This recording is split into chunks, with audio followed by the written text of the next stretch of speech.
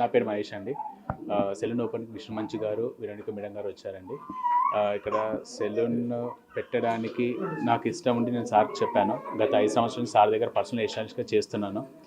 Sir salon పెట్టాలి అంటే తను చెప్పారు సమయం ఉంది సెలూన్ పెట్టడానికి, టైం వచ్చి నేను చెప్తాను ఎప్పుడు ఏంటి అనేది. దానికి ముందు మనం అప్డేట్ అవ్వాలి అంటే హెయిర్ స్టైల్స్కి ఏమేమి స్కిల్స్ ఉండాలి ఏంటివన్నీ అప్డేట్ అవ్వాలని చెప్పేసి దుబాయ్, న్యూజిలాండ్ అండ్ యూరోప్లో ట్రైనింగ్ ఇప్పించారు. 3 months ఒక ట్రైనింగ్ వచ్చేసి 3 months ఉంటుంది.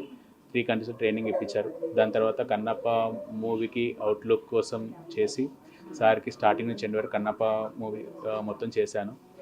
దాన్ని బట్టి సార్ అన్నారు సెలూన్ డిఫరెన్స్ అంటే అకార్డింగ్ టు ఫేస్ టెక్స్చర్ బట్టి హెయిర్ స్టైలింగ్స్ ఉంటుంది.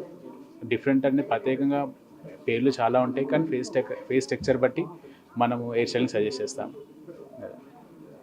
ఇక్కడున్న ప్రత్యేకత అంటే మామూలుగా ఇక్కడ ఇన్సెన్సర్స్, haircuts, colouring, treatments, nail extensions, lashes అన్ని ట్రీట్మెంట్స్ చేస్తాము. మ్యాక్సిమం ఇన్సెలూన్లో ఏం జరుగుతుంది.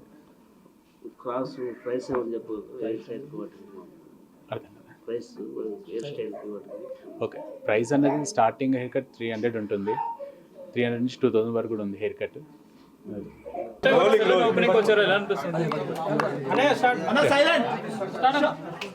జనరల్గా సెలూన్ ఓపెనింగ్స్ కానీ ఏ ఓపెనింగ్స్ కానీ రావడానికి నాకు చాలా మొహమాటం. కానీ మహేష్ నా స్టైలిస్ట్, నా పర్సనల్ స్టైలిస్ట్, చాలా టాలెంటెడ్ మనిషి. నేను ఒక 5 సంవత్సరాల ముందు నాకు పర్మనెంట్గా ఒక హెయిర్ స్టైలిస్ట్ కావాలి, షూటింగ్స్కి లేకపోతే ఈవెంట్స్కి కావాలి, పర్మనెంట్గా కావాలనుకున్నప్పుడు మహేష్ని ఎవరో నా దగ్గరికి పంపించడం జరిగింది.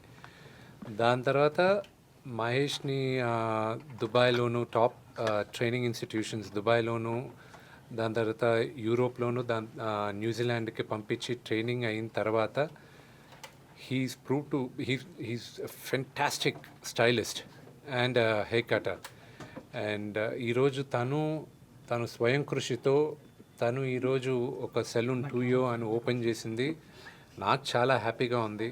ఐ ప్రే ఆ పరమేశ్వరుడిని, బాబాని, ఆయన వాళ్ళ ఆశీస్సులంతా మహేష్కి ఇవ్వాలని మనస్ఫూర్తిగా కోరుకుంటున్నాను. ఎస్, ఆ లుక్ వన్స్ డిజైన్ అయిన తర్వాత మొత్తం సినిమా మొత్తం మహేషే ఆ స్టైలింగ్ చేసింది కన్నప్పకి. సో నేను నమ్మి ఇంత పెద్ద సినిమా అతని చేతుల్లో అతను స్టైలింగ్ చేశాడంటే so you have to be confident. నాకే కాదు, అక్కడ చాలామంది నటీనటులకి మనం హెయిర్ పీసెస్ వాడాం. అంటే ఈ పౌరాణికం చిత్రం కాబట్టి ఆ హెయిర్ పీసెస్ వాడినప్పుడు దాన్ని స్టైలింగ్ చేసేదంతా విగ్స్ అన్నీ కూడా మనకి హెయిర్ పీసెస్ బాంబే నుంచి వచ్చినప్పటికీను దాన్ని స్టైలింగ్ చేసి ఆ క్లిప్స్ అంతా చేసింది మహేష్. అంటే అక్షయ్ కుమార్ గారు, ప్రభాస్ గారు అందరికీ అంటే ఆ పెద్ద తారలందరికీ వాళ్ళ పర్సనల్ స్టైలిస్టులు ఉంటారు. మిగతా వాళ్ళకి ఇప్పుడు శరత్ కుమార్ గారి దగ్గర నుంచి వీళ్ళందరికీ ఈయన దగ్గర నుంచి స్టైలింగ్ చేశారు. ఫస్ట్ ఆ ఒక హెయిర్ పీస్ని స్టైల్ చేసిన తర్వాత వాళ్ళ స్టైలిస్టులు దాన్ని అమలుపరుస్తారు. సో నాన్నగారు 50 years కంప్లీట్ చేసుకున్నారు, చాలా గ్రాండ్గా సెలబ్రేషన్ కూడా చేశారు. ఎలా అనిపిస్తుంది? 50 years celebration grand event next year నవంబర్లో ఉంటుంది, 2025 నవంబర్లో ఉంటుంది. అప్పుడు దాకా ప్రతి నెల ఒక ఈవెంట్ చేయబోతున్నాం. అది ఇప్పుడు డిసెంబర్లో వచ్చే ఈవెంట్ వచ్చి ప్రతిరోజు ఆయనకి నచ్చిన సీను, ఆయన ఇన్ని సంవత్సరాలుగా ఆయన దాదాపు 600 చిత్రాలు నటించారు. ఈ 600 చిత్రాల్లో ఆయనకి నచ్చిన 31 సీన్లు రోజుకొకటి ఆయన డిస్ప్లే చేస్తూ ఉంటారు, అంటే ఆయన ట్వీట్ చేస్తుంటారు. So I'm also looking forward ఆయన 31 ఫేవరెట్ సీన్స్ ఏంటి అని తెలుసుకోవడానికి. వాటిలో మీ ఫేవరెట్ సీన్ ఏంటి? One of my all time favourite scene assembly రౌడీలో.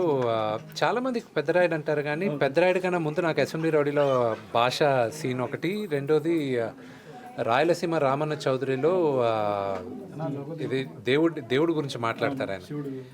మొత్తం ఆ దేవుడిని ఎందుకు మొక్కాలి అనేది, స్నేహం గురించి చెప్పేసి. Those are my favourite scenes all time.